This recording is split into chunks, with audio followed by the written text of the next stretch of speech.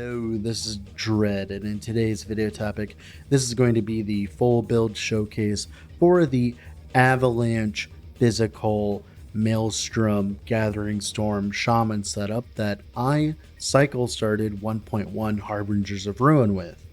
So, Avalanche is a very old skill, as it was one of the first skills added with like Shaman, and it hadn't seen an update like a real one up until this patch, and it has now finally been updated to our year of 2024, and it actually does a decent amount of damage. So it was removed from channeling. You can make it channeled still, and there's some benefits for that, but instead it's just a 50 mana cost skill. It shoots out one big boulder, which is 800% more damage effectiveness, and then like a bunch of small boulders of 400% added damage effectiveness. And then we of course can scale this with our tree. We can do more damage with it. It is a fizz spell, so it also scales harder on armor shred as well, and all of that combined leads to a very good build in general overall, and I've enjoyed my time with it immensely. Now, if you haven't already, I would heavily suggest leaving a like on the video and subscribing to the channel, as that is the best way of letting me know that you guys like content like this and want more of it. Now, let's talk about the build more in detail, shall we? So, I need to explain a few things with this build, as it is very complicated. There's a lot of working pieces to it, and if you don't have them all, you won't have a good time. So, listen up, and if you don't listen up, then it's not my fault. So, we are just using Avalanche, okay? We're spamming Avalanche. That's the first thing. We're spamming Avalanche to do a bunch of damage. Now, if you don't know, the way Avalanche works is it shoots out in an area, right? And it's random, and you need to increase the area with increase area affixes and stuff like that to make the avalanche overlap more. We want as many overlaps as possible so that we can do as much damage as possible, because if we aren't overlapping, that means it's extra damage we lose. Now, for bigger bosses like the Harbingers and stuff like that, we might not need that much area, but for, enemies like Oribus, we definitely need the increased area, because Oribus is notoriously known for having a very small butt. So hitting him is a bit of a problem if you don't have all that extra area. So you will feel worse off in damage early on if you do not prioritize at least a little bit of area. Thankfully, with the Shaman rework, we have a bunch of increased area at the top of the tree. So that's first thing, area of effect. The second thing is we are utilizing Spriggan Form to recover our mana, okay? Like I said, we're using Spriggan Form to recover our mana. I've had a lot of people come into my stream and ask me, Dread, what is Spriggan Form for? That is what it is for. It is for getting our mana back. That is the main priority, right? So we dump our mana, fill it back up, dump our mana again. The reason why this is so strong is it effectively represents 100 mana per second over 6 seconds. Sure, we can't do anything while we're waiting, but if we were to just build normal health, a mana regen, we would also be just sitting there doing nothing, because we would be out of mana. And there's no way in hell that you can actually sustain this many avalanches with a normal stereotypical build building mana regen. Because let's just pitch a really high number. Let's say you're gaining 60 mana per second. You still can't compete with the amount of boulders that I'm throwing out, which is fine.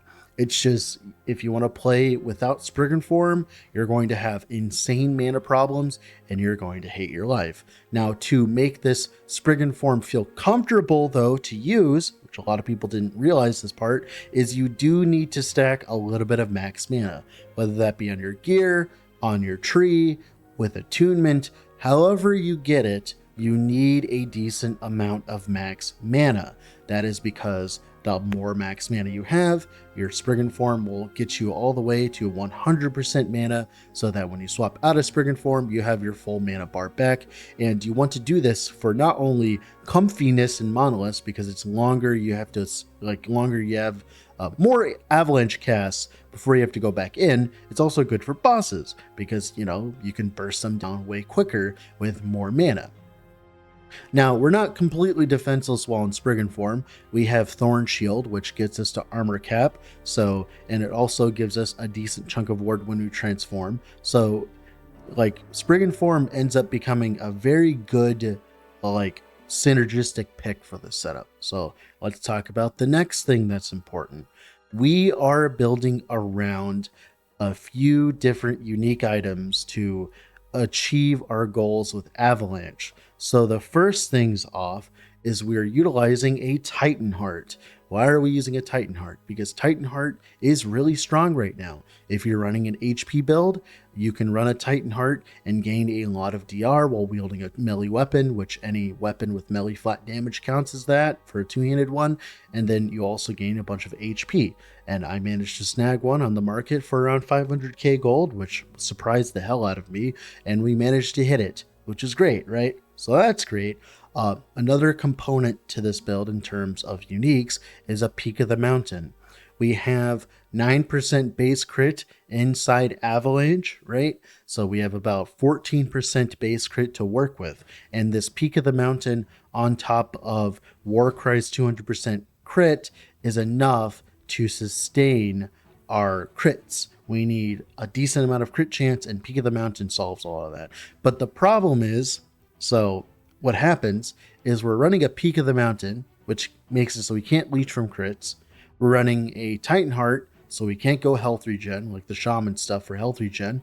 So what do we do? Well, we can actually utilize healing effectiveness. So through the loop that we're utilizing, so we're using Avalanche to hit a bunch, which creates a bunch of Gathering Storm stacks. And then those Gathering Storm stacks are then expended so that we can get a bunch of Maelstroms. And then those Maelstroms give us a lot of healing, right? And a lot of more physical damage as well. So that's why we are able to focus so much on utilizing healing, is because we have a abnormal amount of Maelstroms constantly. And of course, we can use Warcry to heal us and to give us more Maelstrom stacks. We can use Maelstrom itself with Beneath the Waves to create more Maelstroms, right? And all of that combined with the healing effectiveness means that we have a decent healing per second ratio. And this makes up for the fact that we're not leeching and we're not health regenning.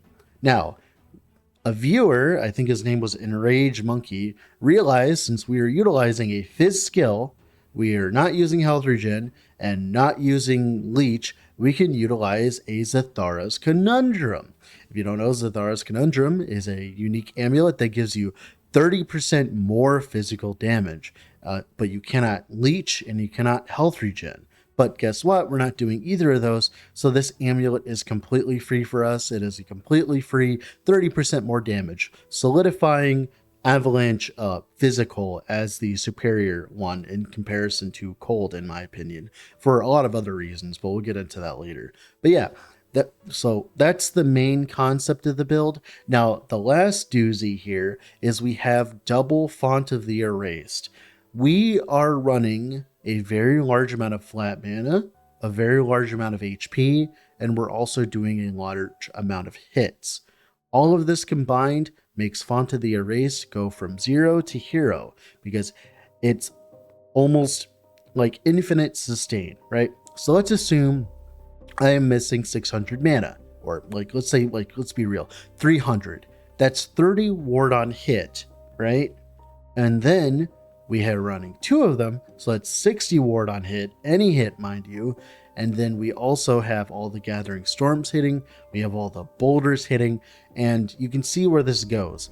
As soon as I take any amount of damage, as long as my boulders or anything are hitting, I'm back up to 4k effective EHP. It doesn't matter I have no ward retention. It doesn't matter about any of that. All that matters is it's just an extra layer of defenses that we have access to that lets us face tank things without having to deal with them. Now, that's going to be it for the more detailed look into the Avalanche Shaman. Now, if we're going to go in game and talk about it a little bit more and talk about the skill choices and stuff like that, but with all that being said, I'm off to go do something else. Bye. Sorry that this was so long, but it was a very complicated build. All right, here we are in game with the Avalanche Shaman. Let's go over the skills, shall we? So for Avalanche, I did manage to snag a +3 to Avalanche, but let me tell you, this is not important at all. You do not need this. You just simply take out the node here and like maybe some extra nodes over here with the minus mana cost, and you don't need that +3. I just managed to snipe it off the market. So we're going to continue talking about this. 4 points in intensity. This makes any boulder turn into a big boulder, which is the 800% more damage effectiveness one instead of 400%, which is of course a lot of damage. Then 3 points into Alpine Guide for the base crit and the small boulder and crit. This is all over clear in one button. It is because whenever we get a big boulder hitting a bunch of small mobs, it spawns one small boulder for each of those big boulders. But then those small boulders can turn into a big boulder, and then that big boulder can make a new one. So essentially later on, I only pushed to like 800 corruption, but even if you started pushing to like double that, 1600, your clear would still be fine because you'll still have plenty of boulders going off. Because what'll happen is as you make more boulders, they'll chain with each other and you'll essentially kill packs very easily. And you can see it in the footage, you can see a lot of boulders going off.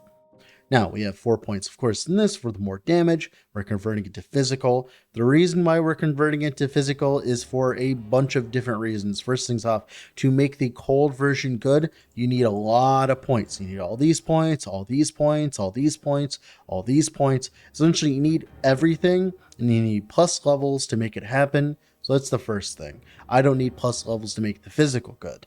Now, the next thing is we can also gain the more damage from Maelstrom. The more physical damage from Maelstrom makes it feel really good, as we're stacking so many Maelstroms anyways. Then we also have a Zathara's Conundrum, which is a very large amount of extra damage. As you can see here, it is definitely a lot of extra damage. Lots of extra damage. Now, that's pretty much it for Avalanche here. Now let's talk about our, I think Gathering Storm is next. Gathering Storm, it's your stereotypical storm stack setup, but it's a little different. There's a few things that we need. So we're using this for utility. This does not do that much damage. We are using it for utility. We're not stacking attunement. We're not doing any of that jazz. We are just simply using it as extra hits for our Fonts of the Erased. We are using it for the massive 300% free stun chance. We're using it for we're actually using the shock chance here, and then also grabbing shock chance on our tree and our gear to convert it into armor shred, which means we don't need an armor shred affix, and we can get to armor shred cap easy without any problems. As we start smacking something with Avalanche, they start to get a bunch of armor shreds. Now, of course, I believe that a sealed tier 1 armor shred on your gloves would still be good on top of this, because it will allow you to clear much quicker and efficiently. So make sure to at least get some armor shred, but you can use some shock chance to make up for this. Then we're also utilizing in the Eye of the Storm. We are generating a very large amount of storm stacks, and as we're expending them, we get chances for extra Maelstroms, which gives us more damage, of course, and it also gives us more healing. So essentially, all of our Avalanche hits are propagating into our combo loop, which is great.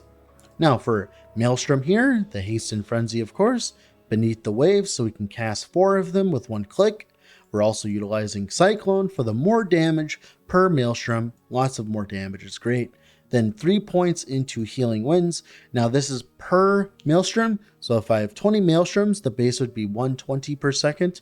And then we are also utilizing about 378 healing effectiveness. So that's about like 480 healing per second, and that's on top of all the healing that we're getting from Warcry. So Warcry is also giving us a lot of healing. It's doubled when we're alive, which is great. We're utilizing it for pull. We're using it for some extra crit here and here as well, so we get extra crit from both of these, about 150% chance. Then we're also utilizing it to cast even more Maelstroms for more damage and more survivability, and that's pretty much it for Warcry. Now for Spriggan Form, we're utilizing all of the Thorn Shield stuff. That is because as we stack Thorn Shields, we can get very easily, very quickly get to our armor cap, which allows us to face tank things while we're in Spriggan form, waiting to actually play the build and get back our mana. Other than that, that's pretty much it for Spriggan form. Now, that's it for the skills. Let's talk about passives that are important. So eventually, I'd fill out this, by the way, my last 2 points, but grabbing less damage taken from nearby enemies. Boar aspect of the boar got changed. The way it works now is you only have like access to the extra stuff above the chain. So Beastmasters only get this. So we were just using this as extra DR against melee attacks, as a lot of the Harbingers do melee attacks. So this is just free. Technically, you're supposed to have 2 points in here, but I was like low on points. 5 points here for the endurance specifically, and then accessing Spriggan form. Then for Shaman here, the attack and cast speed with a totem is really strong. How are we getting a totem? We're getting it from Thorn Totem on hit. We hit plenty of times for it. Armor with active totem, a little bit of mana regen, as much HP as possible, as much penetration and attunement as possible. So extra endurance here, an extra flat damage. We want as much of this as possible. We're grabbing 4 points in a Swirling Maelstrom. This makes it so that we get 20 flat endurance threshold per Maelstrom. That is about, I think, like 800 endurance threshold when we have 20 up. No, 400 endurance threshold when we have 20 Maelstroms up, which is a lot of endurance threshold for free. Then we're also traveling to grab Conflux for the area, not only for our avalanches, we also get the less damage taken from shocked enemies, which we are applying shock to them. We also get extra Stormbolt casts on single target as well. Then 8 points into Ascendant Circle, so we can grab some more spell damage with an active totem to give us a little bit more DPS. And that is pretty much it for the passives. Now, let's talk about blessings. So for blessings here, it's a swap between crit and not crit, crit and like void rest, depending on what you need. Mana flat, of course. Eventually I need to farm a better one. The more flat mana you have, the better the build feels. So eventually you should grab a better mana here. Crit avoid, I need to grab a better one eventually.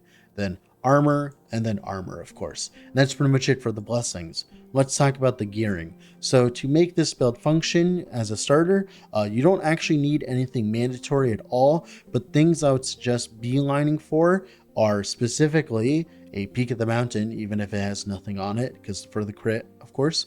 You want to beeline for a crystal staff. Obviously, it doesn't have to be like this, but any crystal staff in general. This was made by a nemesis, by the way. That's why it has a sealed affix while also having double exalted prefix, just letting you know. And then, of course, like shock chance to turn into armor shred, and eventually you'd want Viz pen there, but I can't really complain about this item. We want a crystal staff because not only does it work as a two-handed melee weapon for Titanheart, it also gives us a lot of flat mana, which then can be spent on casting skills.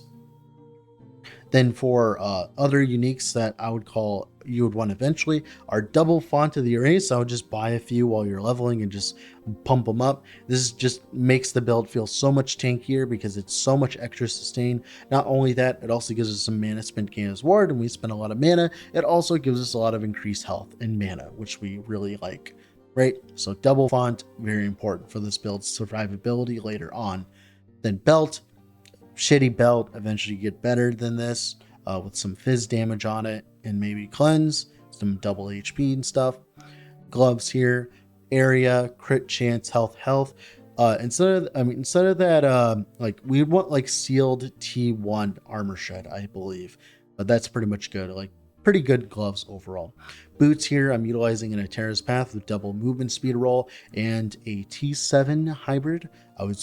So I bought a bunch of Atera Paths with 2 LP and slammed them all, and this is what I ended up with. Now for a relic, this is an absolutely absurd relic. Another thing made by Nemesis, by the way. Not only was my relic made by Nemesis, my staff was also made by Nemesis. Then my amulet here, we got a Zathara's Conundrum, a 3LP one with healing effectiveness, HP, and area. We want at least maybe one area affix. We don't need 2, but I would go for at least 1 area affix at the very least. Then for our idols, we have Thorn Totem on hit. You need at least one of these. I dropped mine, but you can buy it from NG or do a bunch of idol stuff in COF. some extra physical resistance here, to cap out my reses, some more reses here, and then eventually you'd want 4 of these when all 3 of them when your reses are all capped and stuff. It just gives you a bunch of increased healing effectiveness and spell damage while you have an active totem. And that's pretty much it for the build today. With all that being said, this has been Dread, off to go do something else. Bye.